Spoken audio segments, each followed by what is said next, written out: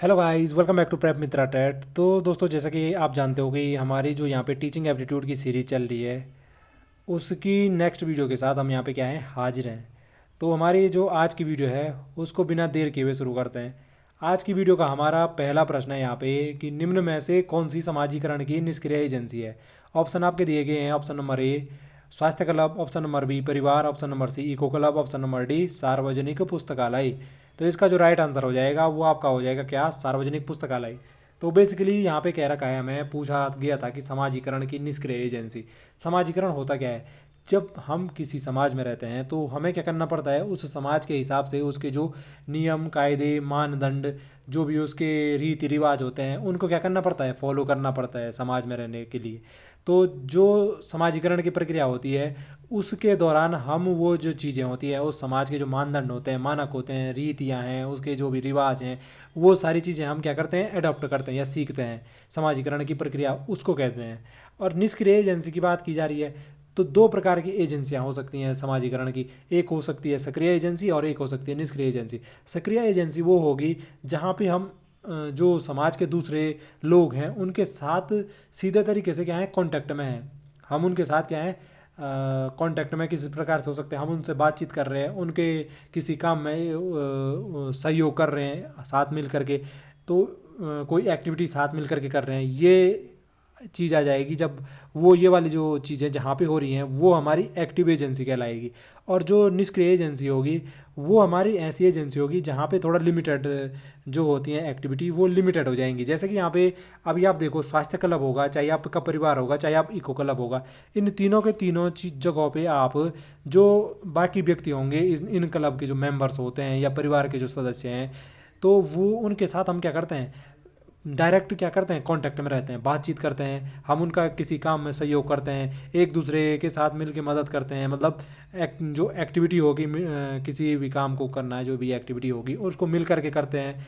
तो यहाँ पे ये चीज़ें होती हैं। लेकिन जब सार्वजनिक पुस्तकालय की बात आती है, यहाँ पे भी हमारा समाजीकरण हो तो रहा है, लेकिन यहाँ पे हम लिमिटेड एक्टिविटी कर पा रहे हैं। हम यहाँ पे किसी दूसरे के साथ ऐसे बातचीत नहीं कर सकते हैं, हम ऐसे नहीं कर सकते किसी दूसरे के साथ सहयोग करें, ऐसे कुछ कोई एक्टिविटी कर दें। क्योंकि जो पुस्तकालय होगा वहाँ पे क्या होगा, पुस्तकालय में बेसिक सा जो कॉन्सेप्ट होगा, वहाँ पे हम पुस्तक पढ़ने जाते हैं। हम वहाँ पे पढ़ने जाते हैं तो वहाँ पे पहली चीज़ यही लिखी रहती है कि शांति बनाए रखें और दूसरे को क्या करें, डिस्टर्ब ना करें। तो वहाँ पे हम समाजीकरण में ये सीख पा रहे हैं कि हमें दूसरे को डिस्टर्ब नहीं करना है और शांतिपूर्वक अपना कार्य करना है। ये एक ऐसा मतलब ये एक ऐसा प्लेटफॉर्म है, यहाँ पे हमें शांति स्थापित करनी है, दूसरे को डिस्टर्ब नहीं होना चाहिए, हल्ला नहीं करना है, बातचीत नहीं करनी है, ये सारी चीज़ें करनी है। यहाँ पे भी हमारा समाजीकरण हो तो रहा है, लेकिन क्या है, लिमिटेड एक्टिविटी कर रहे हैं हम, इसीलिए क्या है, एक निष्क्रिय एजेंसी है। तो इसका राइट आंसर कौन सा हो जाता, ऑप्शन नंबर डी हो जाता। नेक्स्ट क्वेश्चन देखिए अपना। नेक्स्ट क्वेश्चन था हमारा कि पियाजे के अनुसार संज्ञानात्मक बाल विकास की कितनी अवस्थाएं होती हैं। तो पियाजे के अनुसार जो बाल विकास की अवस्थाएं हैं वो कितनी है। ऑप्शन नंबर ए है आपका 3 अवस्थाएं, ऑप्शन नंबर बी 4 अवस्थाएं, ऑप्शन नंबर सी 5 अवस्थाएं, ऑप्शन नंबर डी 6 अवस्थाएं। तो इसका जो राइट आंसर हो जाएगा वो आपका हो जाएगा ऑप्शन नंबर बी 4 अवस्थाएं।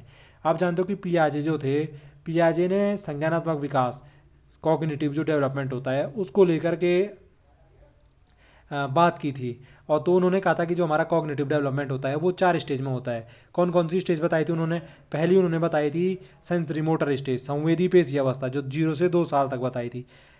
उसके बाद उन्होंने बताई थी आपकी पूर्व संक्रियात्मक अवस्था, प्री ऑपरेशनल स्टेज, ये होती है 3 से 7 साल तक।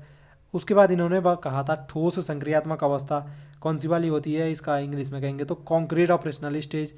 और जो फाइनल और चौथी स्टेज होती है वो आपकी होती है क्या, औपचारिक संक्रियात्मक अवस्था, अर्थात फॉर्मल ऑपरेशनल स्टेज। ये आपकी कब से कब तक होगी, ये आपकी 13-14 साल से लेके जीवन भर चलती रहती है। तो ये बताई थी इन्होंने संज्ञानात्मक विकास की अवस्थाएं। संज्ञानात्मक विकास का मतलब है कि ज्ञान का निर्माण, संज्ञान अर्थात ज्ञान। तो ज्ञान का जो निर्माण होता है किस वो किस प्रकार से होता है।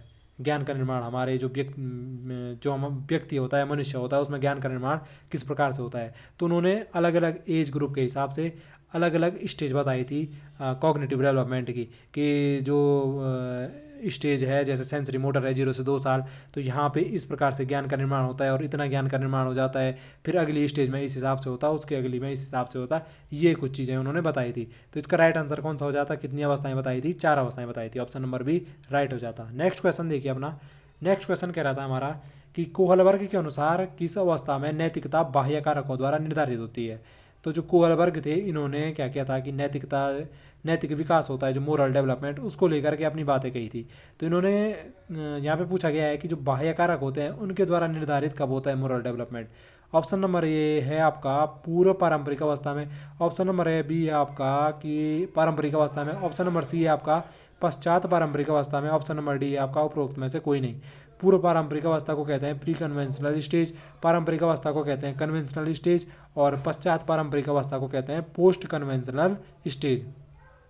तो किस स्टेज में मोरल जो डेवलपमेंट होता है वो जो एक्सटर्नल फैक्टर होते हैं उनसे निर्धारित होता है। इसका जो राइट आंसर हो जाता वो आपका हो जाता कौन सा, पूर्व पारंपरिक अवस्था, फर्स्ट ऑप्शन। पूर्व पारंपरिक अवस्था बेसिकली क्या होता है, प्री कन्वेंशनल स्टेज। इसमें दो स्टेज आती हैं, एक आती है आपकी दंडे व माज्ञाकारिता और दूसरी आती है व्यक्तिवाद और विनिमय। तो जैसे कि दंडे व माज्ञाकारिता में ऐसा होता है कि अगर जो बच्चा है वो कोई काम करता है, ये वैसे ये चलती है आपकी ये वाली जो स्टेज होती है वो आपकी 2-3 साल से लेके 10 साल तक, 9-10 साल तक चलती है। तो बेसिकली यहाँ पे जो होता है, यहाँ पे बालक जो होता है वो दूसरे के जो व्यवहार होते हैं उनके द्वारा अपनी जो उसका नैतिकता है उसका निर्धारण होता है। जैसे कि यहाँ पे अगर बालक जो होता है अगर बालक हमने कोई काम किया बालक ने और उसको उस चीज़ को लेकर के दंड मिल गया तो वो ये समझ लेगा कि ये काम गलत है, तो वो आगे से उस काम को नहीं करना चाहेगा या उस काम को करने से बचेगा। और अगर किसी काम को लेकर के उसको प्रोत्साहन मिल गया, उसकी तारीफ हो गई और उसकी वाहवाही हो गई, तो वो क्या समझेगा कि ये काम अच्छा है, तो आगे से उस काम को उस काम को करना चाहेगा। तो दूसरे के द्वारा क्या है यहाँ पे निर्धारित है कि नहीं, दंड एवं आज्ञाकारिता में। और जो दूसरी सब स्टेजेस में होती है जो प्री कन्वेंशनल है इसी पूर्व पारंपरिक में, वो होती है व्यक्तिवाद एवं विनिमय।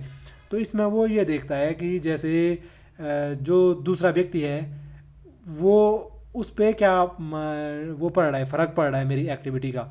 जैसे कि अगर मानाबाद एक व्यक्ति पे वो देखना चाह रहा है कि अगर उसने कोई काम किया और दूसरे व्यक्ति को सुख मिला इससे, तो वो ये मानेगा कि चलो ये काम अच्छा है, और अगर दूसरे व्यक्ति को दुख मिला है तो वो ये समझेगा कि ये काम क्या है, गलत है। या जैसे कि वो ये समझ सकता है कि विनिमय का अर्थ ये हुआ कि वो ये देखना चाह रहा है कि अगर मानवाद उसने कोई व्यक्ति था उसको किसी चीज़ की ज़रूरत थी, आवश्यकता थी, और जो ये बालक है इसने क्या कर दिया, इसने उसकी उस ज़रूरत को पूरा करने के लिए इसने उसकी मदद कर दी। सपोज दो बच्चे थे, एक के पास पेन नहीं था और दूसरे के पास पेन था, तो जो पेन वाला बच्चा था उसने क्या कर दिया, बिना पेन वाले बच्चे को पेन दे दिया। अब वो जो पेन वाला बच्चा था उसने पेन दिया, तो वो ये नहीं मानेगा कि मैंने उसकी मदद की, वो ये समझेगा कि मैंने इसको पेन दी है तो ये बदले में मेरे को क्या देगा, कुछ ना कुछ देगा। मैंने इसको पेन दिया है तो ये बदले में मेरे को कुछ देने वाला है। तो वो इस चीज़ को लेकर के वो एक दूसरे के साथ क्या बनाना चाह रहा है, संबंध बनाना चाह रहा है। उसकी नैतिकता का जो निर्धारण है वो इस बेस पे हो रहा है कि अगर मैं दूसरे की मदद कर रहा हूँ तो दूसरा भी मेरी मदद कर रहा है, मदद करेगा। या मैं किसी को कुछ चीज़ दे रहा हूँ तो वो भी क्या करेगा, मेरे को कुछ ना कुछ देगा। तो इस हिसाब से इसकी जो ये मोरल डेवलपमेंट है वो इस हिसाब से क्या होता है, जो एक्सटर्नल फैक्टर हैं, बाह्य कारक हैं, उनके द्वारा निर्धारित होता है। और जो जैसे कन्वेंशनल स्टेज है, इसमें अब ये आ जाता है कि इसमें जो समाज में जो भी मानक होते हैं या मानदंड होते हैं वो समाज में दिखेगा कि नियम कायदे हैं तो उनको फॉलो करना चाहिए। वो इस स्टेज में ये चीज़ें सोचता है पारंपरिक अवस्था में। और जो पश्चात पारंपरिक अवस्था होती है इसमें तो ये इससे भी ऊपर वाली स्टेज है। इसमें यानी कि जो आपका मतलब अंतर्मन वाली कहते हैं ना कि अंतर्मन की आत्मा, अंतर्मन की आवाज़ सुनो, वो क्या कह रही है तुम्हें। तो जो वो वाली बात होती है वो इस स्टेज में आ जाती है, पश्चात कौन सी वाली, पश्चात पारंपरिक अवस्था में, पोस्ट कन्वेंशनल स्टेज में। इसमें वो ये देखेगा कि जो मोरली जो चीज़ मैं करना चाह रहा हूँ या जो चीज़ है वो उसके अंतर्मन से आवाज़ आएगी कि हाँ भाई वो सही है नहीं है। वो मतलब समाज के जो नियम होते हैं उनसे भी ऊपर उठ के चीज़ें सोचता है। इस स्टेज में जैसे वो व्यक्ति आ जाते हैं कौन से, जैसे महात्मा बुद्ध आ गए, महात्मा गांधी आ गए, या विवेकानंद आ गए, जो मतलब इन सब चीज़ों से ऊपर उठ के सोचते हैं। तो ज़्यादातर जो व्यक्ति होते हैं वो इसी स्टेज तक रह पाते हैं, किसी स्टेज तक, पारंपरिक अवस्था तक ही रह पाते हैं, कन्वेंशनल स्टेज तक। और जो ये वाली फाइनल स्टेज है इसमें बहुत कम लोग पहुँच पाते हैं। तो जो मैक्सिमम जो हमारे व्यक्ति होते हैं मैक्सिमम इसी स्टेज तक रहते हैं, पारंपरिक अवस्था तक। तो बाह्य कारक द्वारा निर्धारित कहाँ पे होता है, तो वो होता है हमारे ऑप्शन नंबर ए, यानी पूर्व पारंपरिक अवस्था, प्री कन्वेंशनल स्टेज में। नेक्स्ट क्वेश्चन देखते हैं अपना। तो नेक्स्ट क्वेश्चन है हमारा, बहुबुद्धि सिद्धांत के अनुसार, अच्छा, बहुबुद्धि सिद्धांत के संदर्भ में एयरफोर्स पायलट बनने के लिए निम्नलिखित में से कौन सी बुद्धि की आवश्यकता होती है। ऑप्शन नंबर ए है आपका अंतराव्यक्तिक, ऑप्शन नंबर बी है का आपका अंतोव्यक्तिक, ऑप्शन नंबर सी है भाषिक, ऑप्शन नंबर डी है गतिक। तो इसका जो राइट आंसर हो जाएगा वो क्या हो जाएगा आपका, वो हो जाएगा आपका ऑप्शन नंबर डी, गतिक बुद्धि। कौन सी बुद्धि की आवश्यकता होती है, गतिक बुद्धि की आवश्यकता होती है एयरफोर्स पायलट बनने के लिए। तो जो बहुबुद्धि का सिद्धांत था ये किसने दिया था, गार्डनर ने दिया था। तो गार्डनर ने क्या कहा था कि जो वो क्या कहते हैं बुद्धि होती है वो विभिन्न प्रकार के क्या होते हैं आपके विभिन्न प्रकार के जो समूह होते हैं उनके द्वारा क्या होती है, निर्धारित होती है। यानी कि ऐसा नहीं है कि बुद्धि एक ही प्रकार की नहीं कही थी। उन्होंने क्या कहा था कि बहुत प्रकार के जो फैक्टर होते हैं उनसे बुद्धि का निर्धारण होता है। जैसे कि उन्होंने भाषिक कहा था, उन्होंने गणितीय योग्यता वाला कहा था, या मतलब इस हिसाब से 7 या 8 प्रकार बताए थे। तो वहाँ पे जो होता है कि गतिक बुद्धि होती है जो, तो गतिक बुद्धि वाले जो व्यक्ति होंगे उनका जो होता है वो जो मांसपेशी या जो हमारी गति से रिलेटेड जो भी होते हैं उनके द्वारा जो चीज़ें होती हैं उनको सीखने में माहिर होते हैं, या इन चीज़ों को करने में वो क्या हो जाते हैं, अच्छे होते हैं। बाकी मतलब जो मेंटल एबिलिटी है या जो है उनको छोड़ करके वो इन चीज़ों में क्या होते हैं, अच्छे होते हैं। वो गति के जो कौशल होते हैं उनमें अच्छे होंगे। तो अब एयरफोर्स पायलट है, तो एयरफोर्स पायलट है तो उसको क्या करेंगे, जो इस कैटेगरी में आ जाएगा वो गतिक वाली, क्योंकि वो क्या होता है जो मांसपेशी है या जो एक्टिविटी है गति वाली जो कौशल है उसमें जो हमारा पायलट है वो उस चीज़ को क्या कर रहा है, रिप्रेजेंट कर रहा है, उस चीज़ का क्या कर रहा है, निर्धारण उस चीज़ का क्या कर रहा है, व्यक्त कर रहा है। तो यहाँ पे जो एयरफोर्स पायलट होगा वो जो गतिक बुद्धि है वो गतिक बुद्धि वाला हो जाएगा। जो गतिक बुद्धि में आ सकते हैं आपके, गतिक बुद्धि में आपके बाकी क्या आ सकते हैं, प्लेयर्स आ सकते हैं, जैसे बहुत अन्य अन्य खेलों के खिलाड़ी आ सकते हैं, सैनिक आ सकता है, पुलिस अधिकारी या पुलिस आ सकती है। बाकी आपके जैसे गतिक बुद्धि में और क्या आ सकते हैं, मजदूर आ सकते हैं जो कारीगर होते हैं। बाकी भी जहाँ पे गति से रिलेटेड जो चीज़ें हो रही है वो सीखी जाती हैं। बेसिकली जो ये चीज़ें होती हैं ना इनका मतलब इतना स्पष्ट स्पष्ट डेफिनेशन तो है नहीं कि बिल्कुल कौन सा किस में आएगा, लेकिन जो मैक्सिमम जो कंडीशन आप समझ सकते हो कि जहाँ पे जिस चीज़ का ज़्यादा वैल्यू है तो वहाँ पे वो चीज़ देख करके हम ये समझ सकते हैं कि ये इस प्रकार की बुद्धि वाला इसके अंतर्गत आ जाएगा। तो जहाँ पे हम देख रहे हैं एयरफोर्स पायलट है उसको उसका मतलब जो मूवमेंट होता है उसका जो गति वाला कौशल है, उसकी जो बॉडी फिटनेस होती है, मांसपेशी है, मतलब जो कुल मिला के ये एक्टिविटी वाला बहुत काम है क्या वो वहाँ पे, मतलब जो ये है फिजिकली जो उसको है वो बहुत ही क्या होना चाहिए, फुर्तीला होना चाहिए या एक्टिव होना चाहिए। उनका बहुत ज़्यादा यूज़ है। तो इसीलिए गतिक बुद्धि जो होगी वो हो जरूरी होगी किसके लिए, एयरफोर्स पायलट बनने के लिए। नेक्स्ट क्वेश्चन देखिए। नेक्स्ट क्वेश्चन है हमारा, बुद्धि की स्पेयरमैन परिभाषा में जी है। ऑप्शन है आपके वैश्विक बुद्धि, ऑप्शन नंबर बी है आनुवांशिक बुद्धि, ऑप्शन नंबर सी है उत्पादन बुद्धि, ऑप्शन नंबर डी है आपका सामान्य बुद्धि। तो इसका जो राइट आंसर हो जाएगा वो आपका क्या हो जाएगा, ऑप्शन नंबर डी। आप जानते हैं स्मॉल जी किसको रिप्रेजेंट करता है, जनरल जनरल इंटेलिजेंस को रिप्रेजेंट करता है। तो स्पीयरमैन ने द्विकारक जो सिद्धांत है वो दिया था। द्विकारक यानी कि उन्होंने दो फैक्टर को लेकर के माना था कि बुद्धि का निर्धारण किया था। पहला उन्होंने माना था एक जनरल फैक्टर और दूसरा उन्होंने माना था क्या, स्पेसिफिक फैक्टर। तो जनरल फैक्टर जो होता है उन्होंने कहा था ये सब में होता है, इसके कारण क्या होता है, सबकी क्या होती है, कुछ ना कुछ बुद्धि होती है। लेकिन जो स्पेसिफिक फैक्टर आता है उसको उन्होंने एस से डिनोट किया था, एस से। अगर एस रहता तो वो क्या आ जाता, विशिष्ट बुद्धि या स्पेसिफिक इंटेलिजेंस। तो एस से डिनोट करते हैं उसको। लेकिन जो जनरल इंटेलिजेंस होता है ये सब में होता है, उन्होंने ये कहा था। और जो कोई विशेष योग्यता करता है, मतलब कोई किसी फील्ड में बहुत ही अच्छा है, तो इसका मतलब यह है कि जो उसका वो स्पेसिफिक फैक्टर है वो उसको उस फील्ड में बहुत अच्छा बना रहा है। लेकिन जो जनरल फैक्टर होगा वो सब में होगा, तो एक सामान्य बुद्धि सबकी होती है, उन्होंने ये माना था। तो ये जी क्या है, ये सामान्य बुद्धि को दिखा रहा है। ऑप्शन नंबर डी राइट हो जाएगा। नेक्स्ट क्वेश्चन देखिए अपना। नेक्स्ट क्वेश्चन है हमारा कि करके सीखना क्यों महत्वपूर्ण है। ऑप्शन नंबर ए है इससे बच्चों में रुचि विकसित होती है, ऑप्शन नंबर बी है अनुशासन बनाए रखता है, ऑप्शन नंबर सी है बच्चों को व्यस्त रखता है, ऑप्शन नंबर डी है सार्थक सीखने को बढ़ावा देता है। तो इसका जो राइट आंसर हो जाएगा वो आपका हो जाएगा क्या, वो आपका हो जाएगा आपका ऑप्शन नंबर डी हो जाएगा। क्या हो जाएगा? ऑप्शन नंबर डी हो जाएगा राइट आंसर। कि जो सार्थक सीखना है उसको बढ़ावा देता है करके सीखना। सार्थक सीखने का मतलब क्या हुआ कि आप जानते हो कि जो हमारी नई शिक्षा नीति है या जो भी अभी जो मॉडर्न एजुकेशन है उसमें ये चीज़ें ज़्यादा बताई गई हैं कि इन चीज़ों में ये मतलब ज़्यादा ध्यान दिया गया है कि करके सीखने में जो होता है हम ज़्यादा अच्छे से सीखते हैं। करके जो सीखने वाली जो चीज़ें होती हैं वो अच्छे से सीखी जाती हैं। जैसे कि जो साइंस वगैरह होता है उसमें भी कहा जाता है कि जो प्रैक्टिकल नॉलेज जिसको है, यानी प्रैक्टिकल नॉलेज वही है कि जो करके सीख रहे हैं हम, वो क्या होता है ज़्यादा ज़्यादा क्या होता है ज़्यादा इफ़ेक्टिव होता है बजाय कि जो हमारा मतलब किताबों से पढ़ना है या जो ऐसे ही नॉर्मल जो रीडिंग होती है उसकी तुलना में कौन सा नॉलेज ज़्यादा बेहतर है? प्रैक्टिकल नॉलेज, ये जो करके सीखना होता है वो ज़्यादा इफ़ेक्टिव होता है। तो इसीलिए करके सीखना क्यों महत्वपूर्ण होता है? ये जो सार्थक सीखना है उसको बढ़ावा देता है। नेक्स्ट क्वेश्चन हमारा क्या है? कौन से कारक सीखने की गुणवत्ता को प्रभावित करते हैं?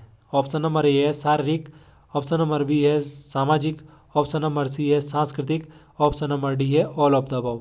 तो कौन से कारक हैं जो सीखने की गुणवत्ता को प्रभावित करेंगे? तो इसका जो राइट आंसर हो जाएगा वो हो जाएगा आपका क्या? ऑप्शन नंबर डी हो जाएगा। सभी के सभी आप जानते हो कि जो सीखने की गुणवत्ता होगी उसको जो ये फैक्टर हैं सारे के सारे फैक्टर उसको इफ़ेक्ट करेंगे। चाहे वो फिजिकल हो, चाहे वो सोशल हो, चाहे वो कल्चरल हो। इन सारे फैक्टर के इफ़ेक्टिव इफ़ेक्टिव इफ़ेक्ट, हाँ ये कह सकता हूँ मैं ना, कम्युलेटिव इफ़ेक्ट कह सकता हूँ। इन सब के जो कम्युलेटिव इफ़ेक्ट होगा उनके द्वारा ही किसी का सीखने का जो गुणवत्ता होगी उसका निर्धारण होता है। देखो फिजिकली भी उसको थोड़ा अच्छा होना चाहिए। मतलब फिजिकल अगर किसी का स्वास्थ्य वगैरह सही है या फिजिकली वो सही है तो उसका हम ये कह सकते हैं कि वो मानसिक रूप से भी सही होगा उसका स्वास्थ्य। तो कहीं ना कहीं सीखने की जो गुणवत्ता होगी वो उसकी निर्धारित हो सकती है वहाँ से। सोशियली भी वो क्या होना चाहिए, जो सोशल कारक होगा वो भी निर्धारित होता है। अब समाज उसके आसपास का जैसा होगा उस हिसाब से उसके सीखने की जो गुणवत्ता होगी वो प्रभावित होगी। और तीसरा है सांस्कृतिक, उसका जो कल्चर जिस हिसाब का होगा वो उस हिसाब से चीज़ों को क्या करेगा, सीखेगा। सीखने की जो गुणवत्ता होगी वो निर्धारित होगी। अब जैसे देख लो कि इसका बेसिक सा जो कल्चरल वाला सीन है वो यहाँ पे ये है कि जैसे जापान, या आप देखते हो कि जापान है या कोरिया है, इतने छोटे छोटे देश हैं लेकिन कितना है मतलब टेक्नोलॉजी के क्षेत्र में या जो आपका मैन्युफैक्चरिंग सेक्टर है उसमें कितने आगे हैं ये। उनकी मतलब आप कार की कंपनीज देख लो जापान की चलती हैं। इंडिया में जितने भी कार वगैरह चलती हैं ज़्यादातर जापान का मार्केट है यहाँ कार का। या आप टेक्नोलॉजी में देख लो आपके सैमसंग हो गया मोबाइल वगैरह वो इधर आ गया। चाइनीज़, इवन चाइनीज़ आप देख लो, चाइनीज़ कितने ब्रांड इंडिया में चलते हैं। तो मैं ये कहना चाह रहा हूँ कि वहाँ का जो कल्चर होगा वो इन चीज़ों को प्रमोट करता होगा। वो जैसे साइंस है, टेक्नोलॉजी है, इन चीज़ों को क्या करता है, प्रमोट करता है। इसीलिए जो वहाँ के बच्चे हैं या वहाँ के जो भी नागरिक हैं उनके सीखने की गुणवत्ता पे इन चीज़ों का प्रभाव पड़ता है। आप जानते हो कि जैसे वहाँ पे कहा जाता है कि बचपन से ही जो टेक्निकल नॉलेज है वो दिया जाता है। तो जो बच्चे होते हैं छोटे छोटे बच्चे, वो जैसे घड़ी हैं या मोबाइल रिपेयरिंग है, ये सारी चीज़ें क्या होते हैं वो ये खुद ही घर में या अपने स्कूल में उनको ये चीज़ें सिखाई जाती हैं। तो आगे जाके वो जो सेक्टर होगा उसमें बहुत अच्छा कर कर पाते हैं। लेकिन जैसे आप इंडिया में आ जाओ, अब इंडिया में देख लो भाई, इंडिया में हमें कैसे मतलब जो नॉलेज है वो हमारा जो मतलब कल्चर है वो किस चीज़ पे डिपेंड करता है ज़्यादा। कल्चरली ज़्यादा मतलब जो धर्म धुरम है या रिलीजन है इस पे ज़्यादा फोकस किया जाता है। तो रिलीजन पे ज़्यादा फोकस किया जाता है तो कहाँ से हम जो टेक्निकल जो एस्पेक्ट होते हैं या जो हमारा जो ये डेवलपमेंट है मैन्युफैक्चरिंग टेक्नोलॉजी, इसमें हम ज़्यादा आगे बढ़ पाएंगे। हम उस जो हमारा जो कल्चर है वो उस चीज़ पे ध्यान ही नहीं देता है। तो इसीलिए जो सीखने की गुणवत्ता है वो प्रभावित हो रही है किससे, कल्चर से भी। तो बेसिकली आप तो समझ ही सकते हो खैर बाकी चीज़ें। नेक्स्ट क्वेश्चन देखते हैं। नेक्स्ट क्वेश्चन है हमारा, निम्न में से कौन सा सीखने का एक नियम नहीं है? ऑप्शन नंबर ए है आपका प्रेरणा का नियम, ऑप्शन नंबर बी है आपका व्यक्तिगत अंतर का कानून, ऑप्शन नंबर सी है अभ्यास का नियम, ऑप्शन नंबर डी है आपका नन ऑफ द अबव, यानी कोई भी नहीं इनमें से। तो इसका जो राइट आंसर हो जाएगा वो क्या हो जाएगा आपका कि जो सीखने का नियम है वो कौन सा नहीं है? प्रेरणा का नियम, लॉ ऑफ मोटिवेशन बिल्कुल सीखने का नियम है। कि जो सीखने का नियम ये वह बेसिकली जो थार्नडाइक थे उन्होंने दिए थे ये जो सीखने के नियम है। तो लॉ ऑफ मोटिवेशन, मोटिवेशन तो होना ज़रूरी है सीखने के लिए उस चीज़ को लेकर के जिस चीज़ को सीखना चाह रहे हैं। दूसरा है जैसे अभ्यास का नियम, तो लॉ ऑफ एक्सरसाइज भी बताया था उन्होंने। लेकिन जो व्यक्तिगत अंतर का कानून है ये उन्होंने नहीं बताया था कि सीखने के दौरान इसकी कहीं भी उन्होंने जिक्र नहीं किया था। तो इसीलिए जो ये व्यक्तिगत अंतर का कानून है ये सीखने का नियम में नहीं आएगा। सीखने के नियम किसने दिए थे? ये थॉर्नडाइक ने दिए थे।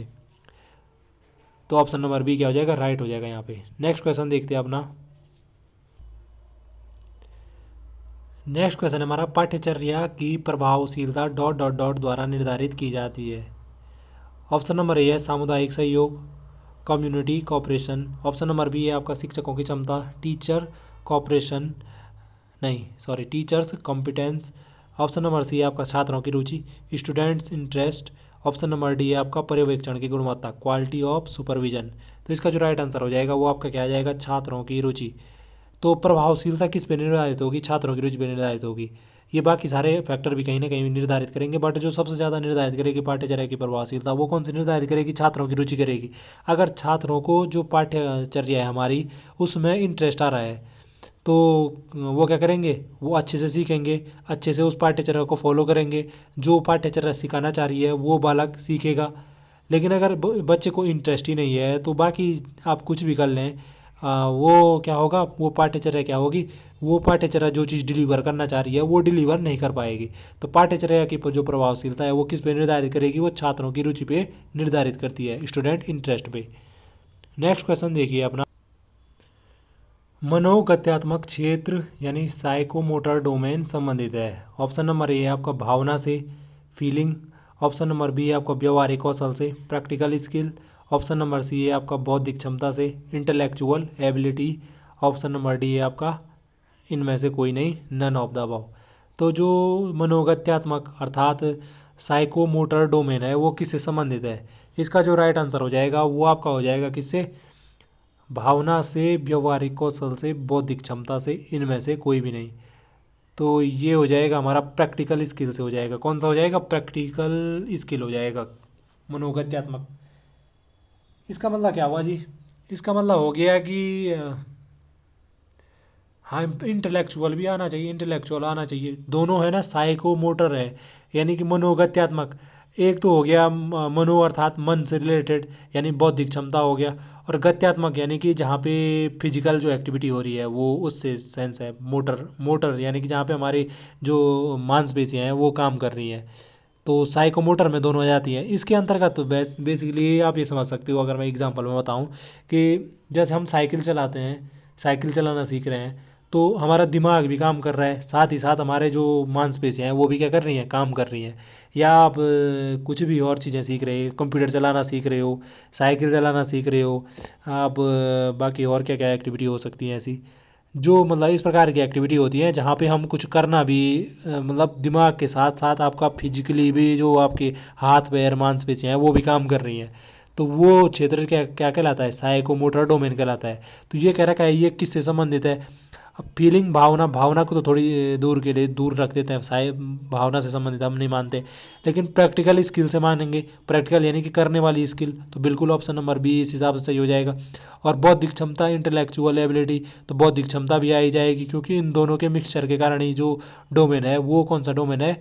मनोगत्यात्मक क्षेत्र या साइकोमोटर डोमेन बनता है। तो साइकोमोटर डोमेन में कौन सा आ जाएगा? बौद्धिक एज वेल एज प्रैक्टिकल। तो इसका right answer B and C दोनों होना चाहिए था। है नहीं यहाँ पे बता रखा, लेकिन बी और सी दोनों होना चाहिए था। आई होप, अच्छा यही हमारे क्या थे आज की वीडियो के 10 प्रश्न थे। आई होप जो ये वीडियो है वो आपको पसंद आई होगी। अगर आपको वीडियो पसंद आई तो प्लीज़ वीडियो को लाइक और शेयर करना ना भूले ताकि ज़्यादा से ज़्यादा लोगों तक ये वीडियो पहुँचे। और अगर आप चैनल पे नए हैं तो प्लीज़ चैनल को सब्सक्राइब करें ताकि हमें जो इसी प्रकार की वीडियोज़ है या इस प्रकार का कंटेंट है उसको बनाने का मोटिवेशन मिलता रहे। तो फिर मिलते हैं किसी नेक्स्ट वीडियो में, तब तक के लिए स्वस्थ रहें, मस्त रहें। और वीडियो देखने के लिए आप सब लोगों का थैंक्स।